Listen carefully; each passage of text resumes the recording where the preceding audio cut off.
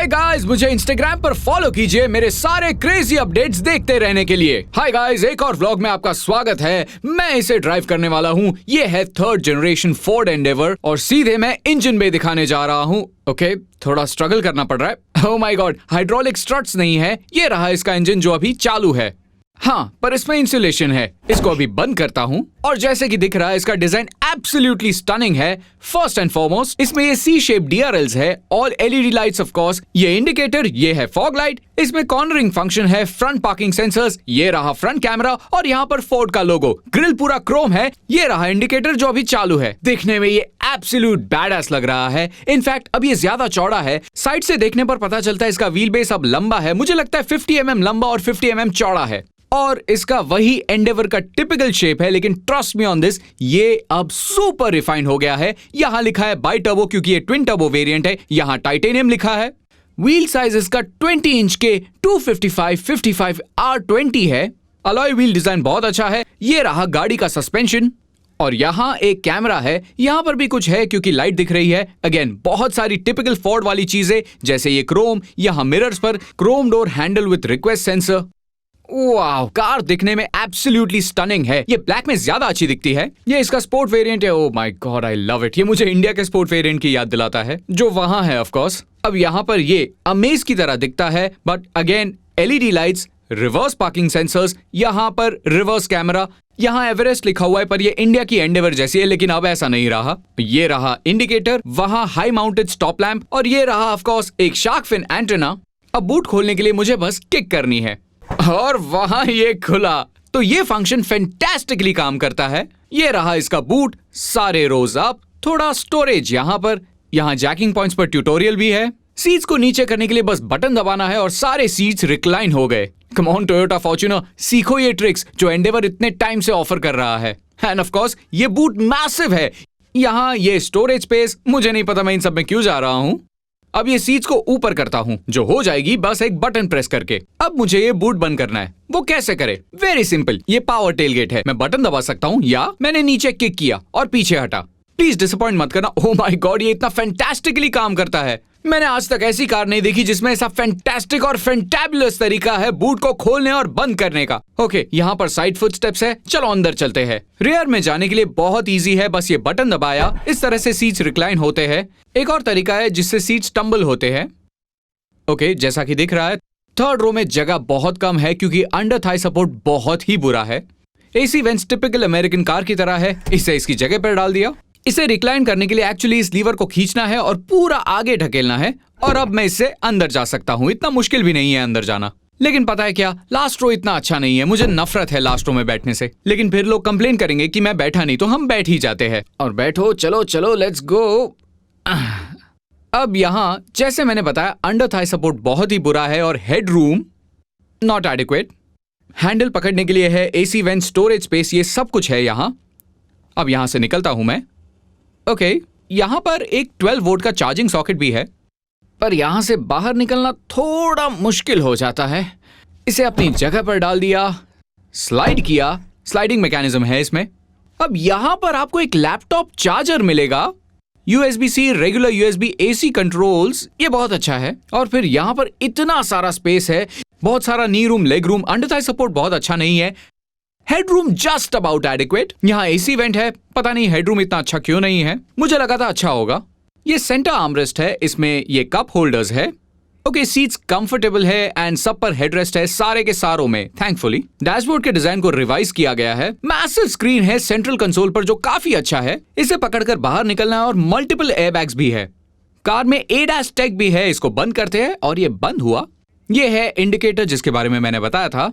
अब मैं जाता हूं इसके फ्रंट में क्योंकि इतने सारे फीचर्स है। एक बढ़िया audio system and you know what, power driver seat of course. ये कार अनलॉक करने के लिए, ये बूट खोलने के लिए, ये कार को लॉक करने के लिए। यहाँ फोर्ड लिखा हुआ है। डोर पॉकेट्स काफी बड़े। ये कंट्रोल्स पावर विंडो के लिए, ये कंट्रोल्स रेव्यू मिरर को एडजस्ट करने के लिए, ये कंट्रोल्स है लाइट्स के लिए एंड हेड लेवलर, ये बूट खोलने के लिए। यहाँ पर एक अच्छा कप होल्डर है जो AC वेंट के सामने है, ड्रिंक को कूल करने के लिए। अगर आप चाहो तो ये सीट सच में बहुत कंफर्टेबल है। इसमें बहुत ही बड़ा पैनोरामिक रूफ भी है। ये मैं अंदर आया, वहां कुछ है क्या? ओके, ये वायरलेस चार्जिंग पैड है। AC ऑफ होना चाहिए। ये अब भी ऑन है। ओके, इसे पूरा बंद करना होगा। नो, मुझे तुम्हें बंद करना है। ओके, कम ऑन, बंद हो गया। हाँ, अब बंद हुआ। इंडिकेटर ऑफ करते हैं। ऑल डिजिटल डिस्प्ले, ये 12.4 इंच स्क्रीन है, ये टैकोमीटर, वो स्पीडोमीटर, और यहाँ ऊपर बहुत सारी इंफॉर्मेशन दी गई है। सब कुछ यहाँ थाई में लिखा है, तो मुझे कुछ ज्यादा समझ में नहीं आ रहा है, लेकिन फिर भी मैं ब्राउज कर रहा हूँ इसके मल्टी इंफॉर्मेशन डिस्प्ले को। स्टीयरिंग का फील बहुत अच्छा है। ये कंट्रोल्स क्रूज कंट्रोल्स के लिए, कार में अडैप्टिव क्रूज कंट्रोल्स है। ये 12 इंच का पोर्ट्रेट स्क्रीन है जो फैंटास्टिक है, लेकिन मुझे कुछ समझ में नहीं आ रहा है। यहाँ एसी बता रहा है। मैं कोशिश करता हूँ होम मेन्यू तक पहुंचने की। मीडिया के साथ और भी बहुत कुछ है, सो यहाँ भी घुस रहा हूँ पर कुछ समझ में नहीं आ रहा। तो अभी मैं ऐसा करता हूँ कि इसको रिवर्स में डालता हूँ। तो ये है इसका रिवर्स पार्किंग कैमरा। ये अच्छा दिखता है, इसे जूम भी कर सकते हैं और 360 डिग्री व्यू भी है। इसका साइज डिसेंट है। यहाँ ऊपर एक और ग्लव बॉक्स है और एक कप होल्डर यहाँ पर, जो बहुत बढ़िया है। यहाँ स्टोरेज स्पेस है जिसमें 12 वोल्ट का चार्जिंग सॉकेट भी है। यहाँ पर कप होल्डर, ये पार्किंग सेंसर के लिए, ट्रैक्शन कंट्रोल के लिए, ये ब्लाइंड स्पॉट मॉनिटरिंग के लिए, ये इलेक्ट्रिक पार्किंग ब्रेक, कुछ स्टोरेज स्पेस यहाँ पर भी है। ये कंट्रोल्स है ऑडियो सिस्टम और एयर कंडीशनिंग के लिए। एक्चुअली ये सिर्फ एसी के लिए है, ऑडियो सिस्टम के लिए नहीं। स्टीयरिंग व्हील एडजस्टेबल है, 1 सेकेंड, रीच और रेक दोनों के लिए। और ये रहे इंडिकेटर्स के कंट्रोल्स। वाइपर्स यूज करके देखते हैं। बहुत सारा स्प्रे है, सच में बहुत अच्छे अमाउंट का स्प्रे है। यहाँ पर है मिरर लाइट के साथ, वहां पर भी बिल्कुल वैसा ही है। और यहाँ पर है सनग्लास होल्डर, बहुत सारे बटन्स है यहाँ पर। तो मैं क्या करता हूँ, ये सन ब्लाइंड खोल के देखता हूँ। यस, ये बहुत बड़ा पैनोरामिक रूफ है। बहुत सारी चीजें यहाँ पर सिमिलर है इंडिया में मिलने वाले 2nd जनरेशन एंडेवर मॉडल से। तो इसमें ज्यादा ड्रामेटिक चेंजेस नहीं हुए हैं। अब सनरूफ खोलता हूँ, बहुत डिसेंटली खुलता है। ये इतना चौड़ा नहीं है, मैं एक्सपेक्ट कर रहा था ये ज्यादा चौड़ा होगा। ये इतना ही खुलता है। ये केबिन के अंदर बहुत सारी एयरी फीलिंग देता है। मुझे नहीं लगता ये टॉप स्पेक वेरिएंट है, क्योंकि टॉप स्पेक वेरिएंट में वेंटिलेटेड सीट्स और सेल्फ पार्क और भी बहुत कुछ होता। समहाउ वो सारी चीजें यहाँ पर मिसिंग है। अब ये 4 व्हील ड्राइव वर्जन नहीं है, क्योंकि उसमें टेरेन मैनेजमेंट सिस्टम होता जो यहाँ मिसिंग है। उसके अलावा और भी कई सारे फीचर्स होते जो यहाँ हमें नहीं मिलेंगे।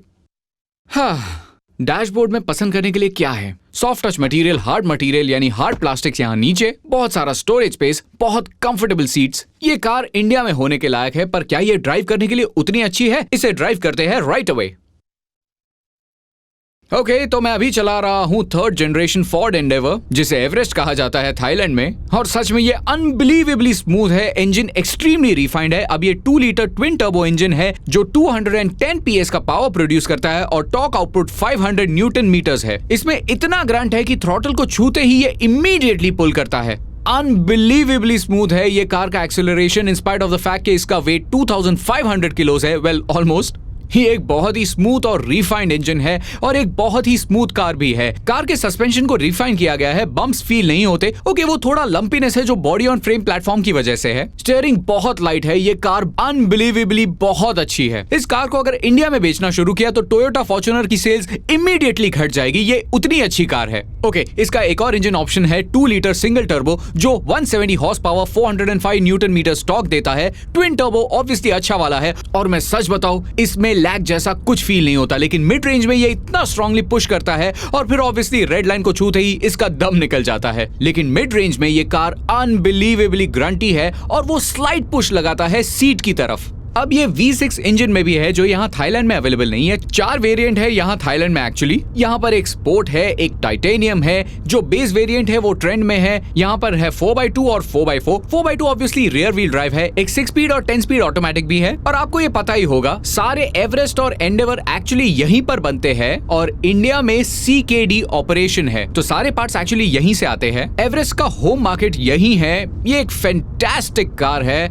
आसपास का व्यू बहुत अच्छा मिलता है। यहाँ सब इतना क्लियर दिखता है और जब भी थ्रॉटल पे थोड़ा जोर डालो तो इतना अच्छे से बढ़िया पुल करता है ये। इंडिया में जो एंडेवर मिलता है वो इतना अच्छा है कि जब भी मैं ट्रिप पर जाता था और मैं जहां भी जाता था तो मैं फोर्ड इंडिया से पूछता था कि प्लीज मुझे एंडेवर दे दो ना, और मैं वो कार ले जाता था क्योंकि वो स्मूथ, रिफाइंड और कंफर्टेबल है, जिसमें पूरा टेनेबिलिटी भी है। तो एक कंप्लीट पैकेज है और ऑलराउंडर है। फॉर्च्यूनर की तरह नहीं जो स्टिफ फील होता है, ये इतना स्मूथ एंड रिफाइंड है। इसमें कुछ सुनाई नहीं देगा क्योंकि इंसुलेशन लेवल इतने अच्छे है। अब ऑब्वियसली इसमें एक्टिव नॉइस कैंसिलेशन है जो लोअर फ्रीक्वेंसी साउंड्स को रिवर्स में प्ले करता है, जिससे low frequency sound cancel out हो जाते हैं और सब स्मूथ लगता है। टायर का साउंड भी नहीं आ रहा और हाई स्पीड स्टेबिलिटी भी काफी अच्छी है। ओके, इसमें पैडल शिफ्टर्स नहीं है लेकिन ये बटन्स है गियर लीवर पर जिससे गियर शिफ्ट कर सकते हैं। स्क्रीन बहुत बड़ी है, टेस्ला जैसा वाइब दे रहा है। टेस्ला जितना वाइड नहीं है लेकिन ये बहुत लंबा है। 1100 आरपीएम पर इंजन की आवाज सुनाई नहीं दे रही। इंजन का लेवल ऑफ स्मूथनेस अनबिलीवेबल है। ये नेक्स्ट लेवल स्मूथनेस है। वाओ, क्या इंजन है। ये 3 लीटर के V6 डीजल में भी है, जो सच में यकीन मानिए 250 PS पावर और 660 न्यूटन मीटर टॉर्क प्रोड्यूस करती है। इनसेन। और इसका V6 पेट्रोल भी है, जो रेंजर में है लेकिन एंडेवर में नहीं है, क्योंकि ऑब्वियसली वो बहुत फ्यूल पीता है। But what a smooth ride, what a beautiful car, unbelievable. ये कार ऐसी है कि मुझे एंडेवर का कैरेक्टर फील हो रहा है, जो है स्मूथनेस, रिफाइनमेंट और सबसे वर्स्ट रोड्स पर ग्लाइड करके निकल जाना। जब मैं सिटी में चला रहा हूं तो मैंने थोड़ा सा थ्रॉटल दबाया है, इंजन स्मूथली पुल कर रहा है, कोई लैग नहीं, कोई इंजन रिलक्टेंस नहीं है। ऑब्वियसली सिंगल टर्बो का वैसा परफॉर्मेंस नहीं जैसा ट्विन टर्बो का है। ट्विन टर्बो अपना प्रेजेंस फील करवाता है, जब भी थ्रॉटल को थोड़ा दबाओ तो वो आपकी सीट को पीछे पुश कर देता है। What a car, what a beautiful car। ये एक ऐसी SUV है जिसे सच में इंडिया में होना चाहिए। इसमें ब्लाइंड स्पॉट मॉनिटरिंग है, फॉरवर्ड कोलिजन वार्निंग है, एडेप्टिव क्रूज कंट्रोल है, बहुत सारा ADAS टेक भी इसमें डाला हुआ है, जो बहुत अच्छा है। And here we go. Okay, वो कार में लगता है फेक एग्जॉस्ट डाला हुआ है। मुझे नहीं लगता कि यार इसमें 2 एग्जॉस्ट होंगे। यस, हाँ, यहाँ पर ना।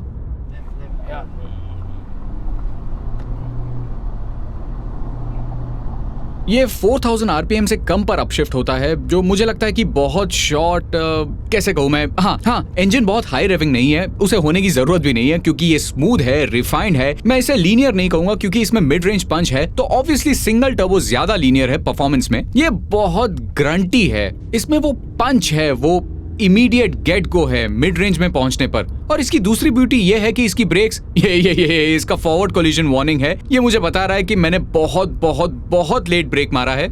इसके ब्रेक्स बहुत अच्छे हैं, थोड़ा सा नोज डाइव। ओवरऑल सस्पेंशन इसका सॉफ्ट साइडेड है, तो बॉडी रोल भी थोड़ा सा है। बट यू नो, इस पूरे कार का कैरेक्टर अनबिलीवेबल है। इट फील्स लाइक एक बहुत ही अच्छा ऑलराउंड पैकेज है हमारे रोड कंडीशंस के लिए, specially. Trust me on this. यहाँ लेन चेंज करने में कोई प्रॉब्लम नहीं हुआ, क्योंकि इसमें ज्यादा स्टीयरिंग इनपुट देने की जरूरत नहीं है। स्टीयरिंग इतना लाइट है कि कार ड्राइव करने में कभी थकान नहीं होगी। यहाँ इसका overall refinement, smoothness and just इसकी ओवरऑल इंजीनियरिंग कमाल की है, जो फोर्ड ने हासिल की है 3rd जनरेशन एंडेवर में। मैं सच में मिस करता हूं एंडेवर को इंडिया में। मैं फोर्ड को मिस नहीं करता हूं, मैं एंडेवर को मिस करता हूं। एंडेवर का निकलने से किसी को लॉस नहीं हुआ, सिवाय जो एंडेवर खरीदना चाहते थे और उन्हें फॉर्च्यूनर खरीदनी पड़ी। फॉर्च्यूनर के बारे में बात करते ही फॉर्च्यूनर मेरे सामने आ गई है। फॉर्च्यूनर यहाँ पर बहुत पॉपुलर है, क्योंकि अगेन ये फॉर्च्यूनर का होम मार्केट है। एंड हियर हमें यहाँ जाना है। थिंग इज, लोग सच में डर जाते हैं जब एंडेवर आता है, क्योंकि इसका बहुत ही बड़ा प्रेजेंस है। ये बड़ी है, ह्यूमंगस है, मोटी है। इसके हर डिमेंशन में ये बड़ी है पहले वाले वर्जन से, और ये इसे और भी अच्छा रोड प्रेजेंस देता है। और ऑब्वियसली इसके रेंज के बारे में बात करें तो वो और भी क्रेजी है। I love this car, I absolutely love it. ये ऐसी कार है जिसे मैं सच में मिस करता हूँ। मैं सोच रहा हूँ कि इस कार को मैं इंडिया में इंपोर्ट करवा दूं। That's how much I love this car. ये सच में नेक्स्ट लेवल है। एक्सपेंशन जॉइंट्स पर थोड़ा सा जडर फील होगा, लेकिन यू नो व्हाट, वो इसके कैरेक्टर का हिस्सा है, इसके फील का हिस्सा है। रिफाइनमेंट लेवल बहुत ही अच्छा है। इसका इंजन ऐसे ही होना चाहिए, स्मूथ। कम ऑन टोयोटा, आपको भी शायद आपके इंजन और सस्पेंशन में स्मूथनेस इंप्लीमेंट करवानी चाहिए। फॉर्च्यूनर ऑब्वियसली ड्राइव करने में इससे स्लाइटली बेटर है, स्लाइटली नहीं ज्यादा बेटर है, उसके स्टिफरनेस की वजह से। उसके सस्पेंशन में, उसके स्टीयरिंग में भी ज्यादा वेट है। बट यू नो व्हाट, एक एसयूवी को कंफर्टेबल होना चाहिए, जो फॉर्च्यूनर नहीं है। और एंडेवर सुपर डुपर कंफर्टेबल है किसी भी रोड पर चलाने के लिए, और इसे ऑफ रोड भी ले जाए ना तो ये बहुत केपेबल है। इसमें टेरेन मोड है और भी बहुत कुछ है, लेकिन अभी मैं सिर्फ इस कार की स्मूथनेस को एंजॉय कर रहा हूँ। मुझे एंडेवर ड्राइव करते हुए बहुत कंफर्टेबल लगता है। और अब थोड़ा फास्ट चलाए। अब थोड़ा सा इंजन का आवाज सुनाई दिया, क्योंकि शायद एक विंडो खुली है। यहाँ इस गर्मी में हम सबको पागलों की तरह स्वेटिंग हो रही है। सो गाइस, ये था एक quick vlog Ford Endeavour 3rd generation model का। अगर आपको ये वीडियो अच्छा लगा तो एक थम्स अप यानी लाइक बटन दबाइए। ट्रैफिक बढ़ गया तो वीडियो कंटिन्यू करने का कोई मतलब नहीं है। अगर आप चाहते हैं मैं अब्रॉड जाऊं और भी व्लॉग्स बनाऊं यूनिक कार्स पर या ऐसी कार्स पर जो इंडिया में नहीं मिलती, तो नीचे कमेंट सेक्शन में बताइए। Bye bye.